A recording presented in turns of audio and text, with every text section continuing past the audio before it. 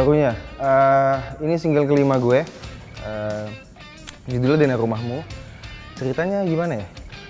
Agak sedikit panjang nih ceritanya.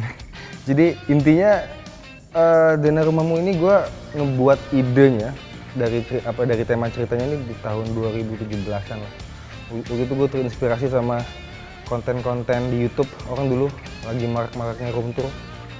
Jadi gue sebagai penulis, gue menjadikan diri gue sebagai tukang cerita. Jadi dimana gue bercerita lewat lagu-lagu gue. Gue pengen membuat lagu yang dimana ketika gue membuat lagunya dengan tulisan dan dikemas lewat musiknya, orang yang mendengar itu bisa bisa langsung tergambar visualnya kayak gimana. Jadi terinspirasi dari dua hal itu, gue sering lihat, gue suka rumah, jadi kebetulan bokap gue arsitek juga, jadi gue terinspirasi banget yang namanya rumah gitu. Jadi gue pengen buat lagu tentang rumah. Dan kebetulan memang di tahun belakangan ini lagi marak ya lagu-lagu menceritakan tentang rumah. Cuman spesifiknya di lagu Dana Rumahmu ini menceritakan bahwa gue ingin menyampaikan sebuah pernyataan kasih sayang, pernyataan rindu untuk seseorang yang penting buat gue, bisa itu pacar atau mungkin siapalah, keluarga kita, orang tua gitu. Cuman gue menjadikan diri gue analogi sebagai rumah, dimana dalam diri gue ini sebagaimana rumah itu ada ruang tamu, ada ruang makan, ada ruang belajar, sampai nanti ke kamar tidur. Nah, setiap ruangan itu punya esensi, punya analoginya sendiri. Ketika di ruang tamu, pesannya apa? Ruang tamu itu memberikan pesan bahwa ini adalah ruangan dimana pertama kali saya mengenal kamu gitu. Sampai nanti sudah mulai mengenal, gue ngajak teman-teman berkenalan lewat ruang keluarga, dimana ruang keluarga biasanya teman-teman temuin ada foto-foto masa kecil yang dipajang sama orang tua kita gitu, terus tempat kita nonton film favorit kita gitu ya, sampai nanti akhirnya ke ruang makan. Di ruang makan itu pesannya adalah gue tahu selera lu apa, selera makan lu apa gitu, sampai nanti ke ruang belajar juga gue tahu bidang apa yang lu ahli atau kekurangan apa, lu punya misalnya pelajaran apa yang kayak bidang apa yang menurut lu kurang di situ, atau kalian lu apa, jadi gue tahu. Sampai makanya di ref gue ngajak teman-teman semua di ref itu, gue menyanyikan sebuah part di mana gue menunjukkan sebuah situasi kamar tidur gitu, dimana di kamar tidur kita nggak perlu menjadi siapa-siapa gitu ya. Mungkin di ruang keluarga, di ruang makan, kita masih bisa bersandiwara tentang masalah yang kita bawa pulang ke orang tua kita gitu. Tapi di kamar tidur enggak, kita bener-bener jadi kita yang asli-aslinya gitu. Kita lagi nangis-nangisnya, kita lagi senang-senangnya di kamar tidur. Jadi agak panjang ceritanya, dan Dana Rumahmu itu menceritakan tentang pesan dari setiap ruangan di sebuah rumah.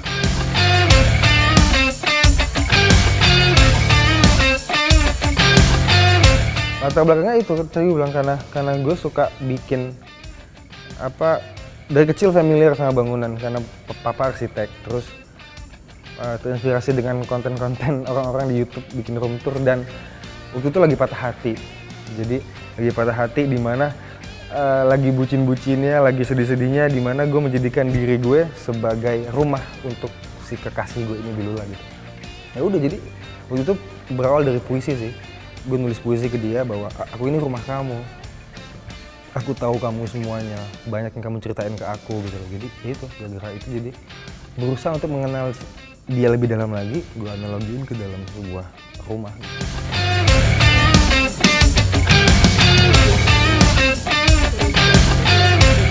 2017 itu ceritanya. Jadi yang tadi gue bilang, gue tuh bukan cuma sekedar nulis lagu. Sebelum bisa main musik itu emang udah suka nulis puisi, nulis cerita. Jadi kebiasaan gue dalam menulis lagu, gue itu suka mengumpulkan dulu ide-ide cerita temanya kayak gimana gitu. Jadi nanti setelah gue udah ketemu nada, mungkin 5 tahun lagi, baru kira-kira ada nada yang pas untuk dimasukkan ke ide cerita ini, baru gue masukin. Jadi itu dari idenya 2017, di tahun 2023 inilah baru ada nada yang mungkin menurut gue pas nih dimasukkan untuk menceritakan sebuah cerita rumah gitu. Rintangannya paling apa ya? Karena ini udah single yang kelima, jadi rintangannya lebih ke setiap single itu kan, setiap single 1, 2, 3 seterusnya kan kita harus bertanggung jawab ya, harus bertanggung jawab bagaimana karya kita ini harus lebih ditingkatkan lagi gitu. Mungkin dari kalau gue sebagai penulis dari sudut pandang ceritanya atau dari kualitas penulisannya atau musiknya sendiri. Jadi tantangannya sih itu. Jadi gimana caranya bisa punya peningkatan lah dari karya sebelumnya.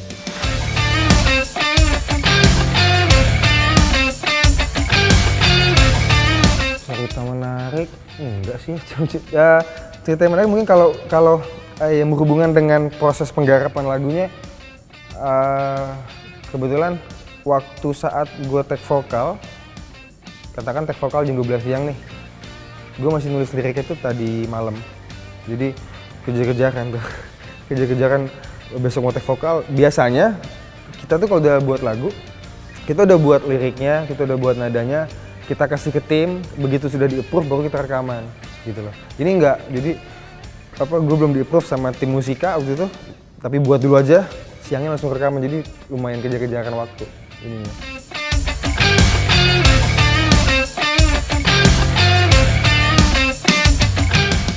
Dari kecil suka nyanyi, tapi belum bisa main musik. Gue tuh baru bisa main alat musik itu di kelas SMP kelas 2. Tapi dari kelas 3 SD itu udah suka nulis. Bahkan bukan nulis doang, suka buat lagu. Suka buat lagu dari walaupun tidak didukung oleh alat musik, cuman gue udah mulai ngerekam nada-nada sendiri di otak, gue nyanyi sendiri gitu. Nanti gue rekam di HP gitu, nyanyi gitu. Jadi udah ada udah ada dorongan, udah ada minat ke sana sih. Jadi lebih ke kebetulan suka nyanyi, suka cerita lewat tulisan, lewat puisi. Ya udah, alhamdulillah jalannya ke sini gitu.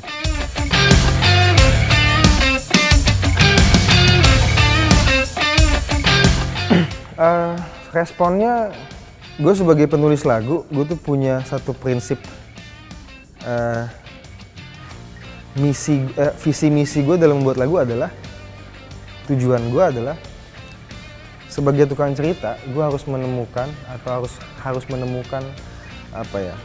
orang-orang yang mungkin punya cerita sama kayak gue. Cuman mereka tidak punya ruang untuk melampiaskannya lewat sebuah tulisan atau sebuah lagu. Tugas gue di situ, tugas gue gimana caranya gue bisa mewakilkan orang-orang yang sebetulnya pengen bercerita gitu. Jadi ketika lagu ini masuk dan ada orang-orang yang ternyata kalau gue lihat di komen-komen YouTube ya, ternyata mereka bukan cuman hanya sekedar bilang, oh lagunya bagus, keren, enggak. Selain mereka mengapresiasi, mereka juga menceritakan hal yang serupa. Oh iya, gue kangen rumah gini-gini. Berarti kan mereka merasa terwakili gitu. Lagu ini banyak sedikit yang mendengar, tapi menurut gue itu sudah keberhasilan. Gue sebagai penulis lagu, dimana gue bisa mewakilkan, oh iya ada orang yang lagi rindu sama rumah, ada orang yang lagi rindu sama orang tuanya, dia bingung gimana cara ngelampiasinnya. Ya, alhamdulillah lewat lagu ini bisa tersampaikan gitu.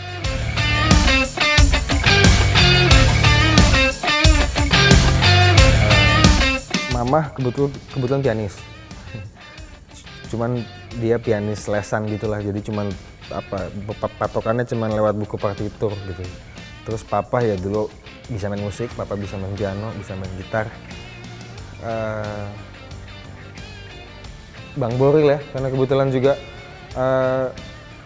punya abang, Bang Boril gitu. Jadi dari kecil dikasih denger lagu-lagunya abang, zaman-zaman Peter Pan dulu, jadinya udah dipasin sama hobi gue nulis lagu, nyanyi. Ngelihat pula seorang kakak sepupu yang punya kontribusi di musik Indonesia kayak gini, ya udah jadinya itu makin menstimulus kemauan gue dalam bermusik gitu.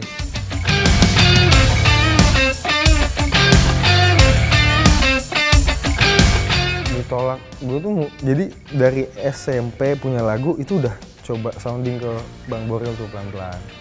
Mungkin dia pikir lu masih SMP, belajar dulu lah gitu ya. Lu juga belum SMA gitu, selesai dulu sampai kuliah. Terus itu dari SMP sampai kuliah, kebetulan kuliah juga kuliah di sekolah musik. Nggak berhenti untuk nulis lagu, rekaman. Akhirnya kasih lagu waktu itu sama Bang Boril masih ditolak. Dia cuma bilang banyakin bikin lagu enak, terus banyakin jam terbang, manggung di pensi-pensi sekolah kayak gini. Udah, gue pulang dengan membawa PR itu dari abang. Itu tahun 2015. Nah, selang 3 tahun kemudian atau 4 tahun gue lupa, lagu Cinta Yang Diam, ada single pertama gue yang debut sama yang featuring sama Abang Boril. Waktu itu Abang keinget sama lagu gue itu Cinta Yang Diam. Kalau nggak salah lu pernah deh tahun 2015 pernah ngasih lagu gue judulnya Cinta Yang Diam. Mana? Gue minta dong katanya. Dari situ dia ngajakin featuringan. Terus gue mulai dikenalin sama beberapa tim di musika, sama produser juga. Ya udah akhirnya lama-lama ya di sini lah.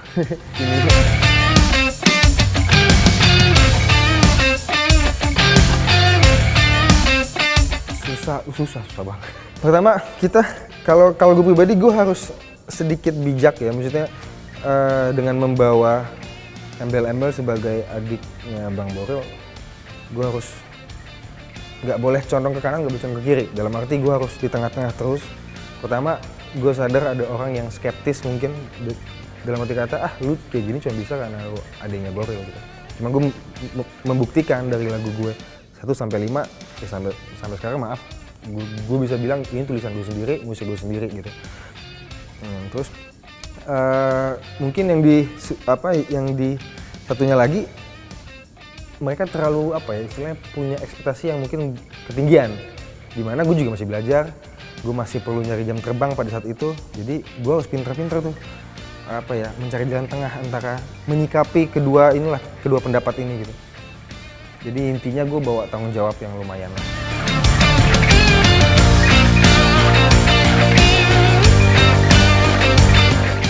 Bang Boril itu orangnya flat ya, maksudnya orangnya dingin gitu. Jadi kalau kita banyak nanya sama dia nggak terlalu banyak mendikte, dia nggak terlalu punya banyak input ke kita bla bla bla, nggak.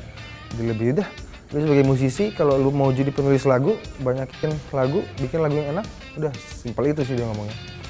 Dan gue sih menjadikan Bang Boril itu, ya gue bersyukur, maksudnya di saat ini gue bisa gabung di label besar Musika Studio. Jadi gue menjadikan Abang tuh kayak gini, istilahnya kalau kayak tujuan kita itu mau ke Bandung gitu ya. Untuk para musisi dan pemain band, Musika Studio tuh mungkin bisa dibilang tujuannya ya. Karena gue zaman dulu kuliah di sekolah musik, itu kata-kata tujuannya adalah mau masuk di Musika Studio gitu. Karena udah label kawakan segala macam, udah label legend lah gitu. Jadi menurut gue bisa sampai di Musika Studio, katakan Musika Studio ini adalah Bandung gitu ya. Adalah Bandung. Mungkin bisa untuk sampai ke Bandung, mungkin gue diantar pakai BMW atau Mercy gitu. Ya, which is itu berarti Bang Boril. Dengan dia gue bisa cepet ke sana, bisa ke Bandung. Tapi setelah gue sampai Bandung, ya udah gitu, kayak lu mau tinggal di mana, ngekos, lu mau makan apa, lu urus sendiri. Jadi gue istilahnya menganalogikan peran Bang Boril seperti itu gitu. Jadi gue harus udah sampai sini, gue harus pakai kaki gue sendiri.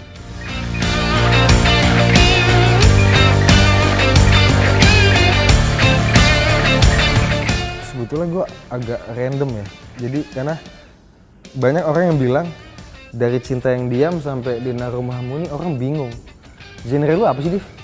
Gitu. Genre lu nih apa sih? Lu nih mau bawa musik lu kemana sih? Jujur ya, kalau gue tadi gue bilang di awal, gue ada tukang cerita. Gue mau cerita apapun itu sesuai mood gue gitu.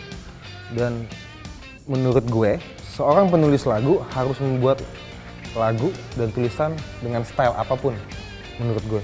Jadi dari Cinta Yang Diam stylenya band banget. Ada single kedua Ilusi Setelah Kau Pergi, itu lebih ke akustik, bucin segala macem. Dari Ratu Drama tuh gue mencoba untuk membuat lirik yang nyeleneh aja, ringan, gak banyak orang mikir tapi agak sedikit nyentil gitu ya. Kayak gue nulis setiap bulan bertambah 1, 2, 3, 4, 5 bulan aku bosan, kayak gue menyentil orang-orang yang punya ritual berpacaran, ngitung tanggal jadian setiap bulan. Itu gue punya keluhan di situ, gue punya ketidaknyamanan di situ, akhirnya gue tulis. Sampai di Lara, single Sebelum Dina Rumahmu ini gue mengangkat tentang hubungan jarak jauh yang dimana biasanya di setiap lagu yang menyanyikan itu adalah orang yang sedang membela diri, dimana dia sebagai korban yang ditinggalkan kekasihnya. Tapi enggak, di lagu Lara uniknya gue membuat karakter dimana ketika teman-teman dengerin lagu Lara, teman-teman udah bilang, yang nyanyi ini jahat orang nih, karena dia selingkuh, dia nyalahin orang ini gitu. Iya, play victim. Jadi sudut pandangnya adalah sebetulnya di lagu Lara itu gue juga nulis bahwa itu bukan LDR tentang hubungan pacar, tapi LDR hubungan kita sama Tuhan. Dimana kita punya banyak kesalahan, tapi kita kadang suka lupa. Jadi ada sudut-sudut pandang yang selalu gue mainin di setiap lagu gitu, sampai di Dena Rumahmu ini. Jadi menurut gue apapun itu musiknya, gue berusaha untuk ngambil ngambil perspektif yang berbagai macam lah gitu. Gue nggak mau punya lagu yang satu perspektif aja, enggak. Gue selalu punya banyak. Jadi kalau gue disuruh ceritain lagu gue suruh ceritain gimana sih lagu lu, gue bisa jelasin A sampai Z gitu. Jadi itu sih yang gue pengen tunjukin adalah gue sebagai tukang cerita. Lu mau cerita apa aja gue bisa gitu.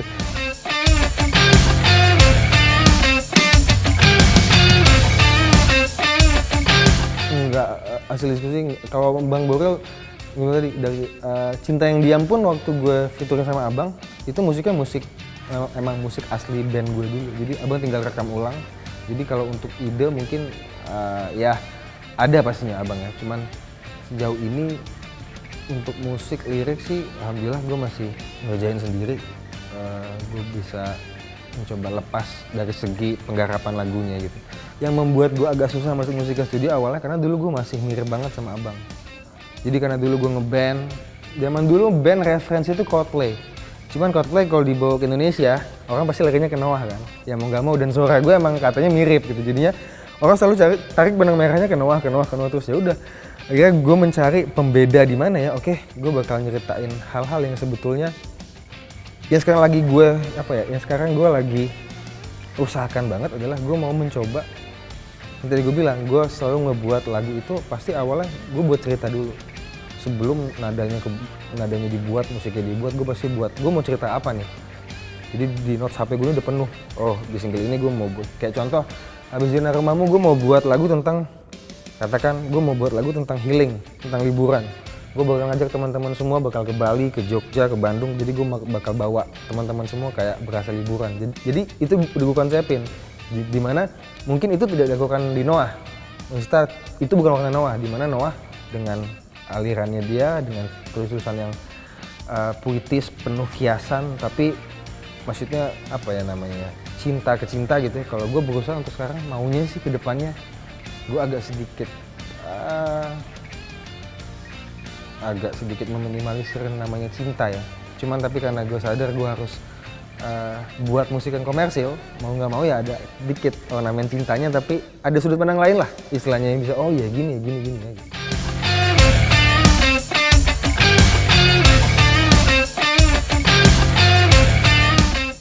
Depresi sih enggak ya.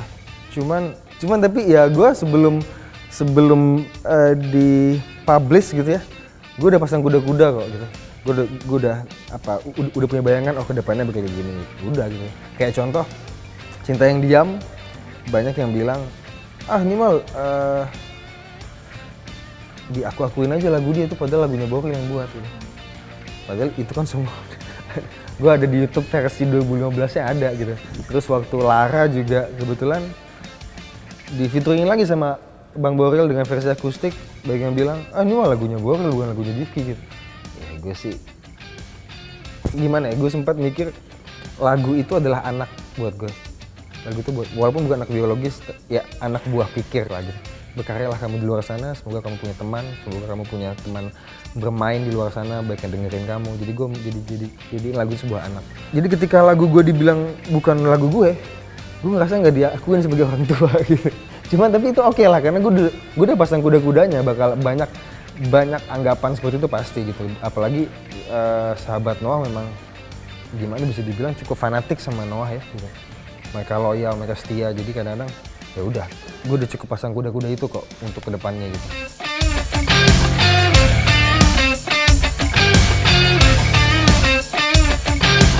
Dia cuma gimana tadi, dia tuh nggak pernah banyak ngomong, cuma dia ngomong nanti kalau lu udah terkenal, lu udah di atas, lu bingung mau ngapain, kata dia gitu. Jadi sekarang selama lu belum terlalu terlihat, kata dia, lakuin aja apa yang lu mau, berkarya sepuas-puasnya gitu.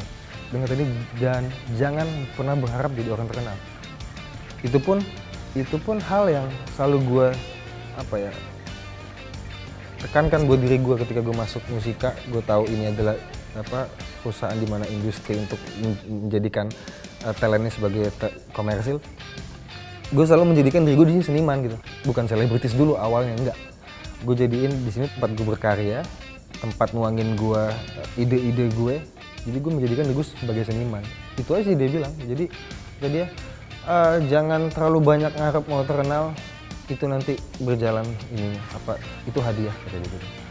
Jadi kalau gue bilang, gue kan anaknya cukup analogi orangnya. Gue tuh orangnya cukup punya banyak kiasan dalam hal ini.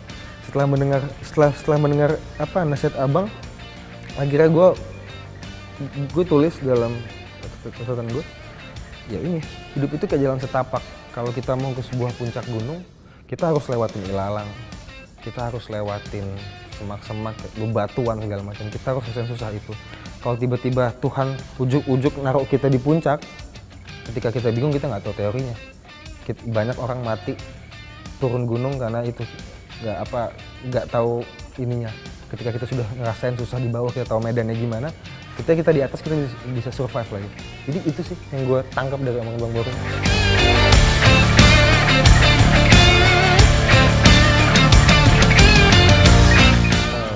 Banyak sih. Cuma mungkin menurut gue satu hal yang penting adalah dia punya wawasan yang luas. Gue ngelihat banyak penulis lagu yang hebat, wawasannya luas. Kayak contoh kayak Ahmad Dhani, itu wawasan sejarahnya apalagi. Nah, Bang Boru pun begitu. Yang gue lihat itu dari dia itu. Di luar dia orangnya memang cukup sederhana. Gue akuin dia sangat sederhana. Dia orangnya low profile gitu. Maksudnya dia nggak pernah, menurut gue sebagai adiknya, dia tidak pernah merasa diri dia nggak ngartis lah gitu menurut gue. Tapi yang paling gue pelajari adalah, dia punya wawasan yang cukup bagus, banyak lah wawasannya. Jadi ketika kebetulan gue juga suka sejarah. Gue banyak koleksi buku-buku sejarah, gue tahu sejarah ini. Dan itu sangat, wawasan itu berpengaruh banget di tulisan kita gitu. Kita tahu cerita zaman dulu gitu segala macam. Itu bisa jadi mendatangkan inspirasi buat gue. Itu yang gue ambil dari dia. Kalau musik ya relatif lah, kita belajar juga gitu. Cuman itu yang pengen gue ambil dari Abang Boru itu, wawasan di luar musiknya.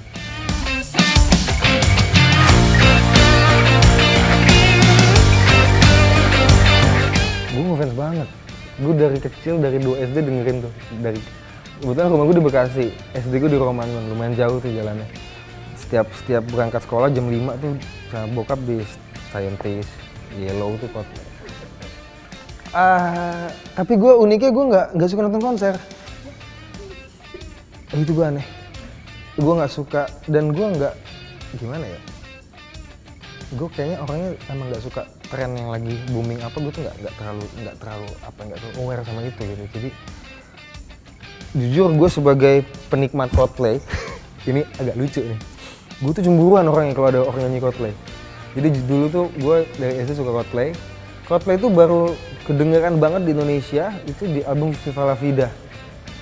Itu gue SMP, dimana ketika ada Viva La Vida, kayak lagu-lagu Fix You, Yellow, Scientist, itu mulai naik lagi didengar teman-teman SMP gue dulu main gitar nyanyiin. Itu gue di SMP itu gue udah mulai dalam hati nih, Pak sih lo kayak baru tahu Coldplay sekarang aja nih, gue ini dari dulu gitu. Terus gue ngelihat orang-orang lagi pada banyak teman-teman gue yang cuma tahu Fix You doang gitu, cuma tahu Fix You, cuma tahu Paradise itu ya, Viva La Vida, bela-belain. Ya udahlah, gue bilang. Jadi gue kayak menjadikan diri gue kayak gini, istilahnya kayak Coldplay itu cowok gitu, cowok yang lagi dipuja-puja sama cewek-cewek. Wah gitu, tiba-tiba gue sebagai cewek katakan di sebuah keramaian, gue memendam rasa banget nih buat Coldplay. Cuman gue adalah cewek yang ya udahlah, dia aja gitu, kayak males ya udah biarin gitu. Agak terganggu sama hiruk pikuk.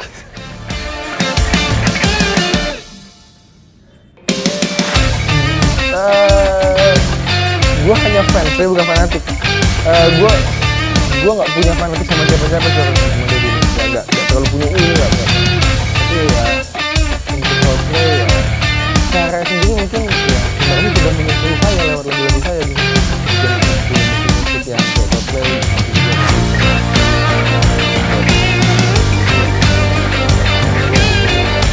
walaupun nggak bisa ada ya.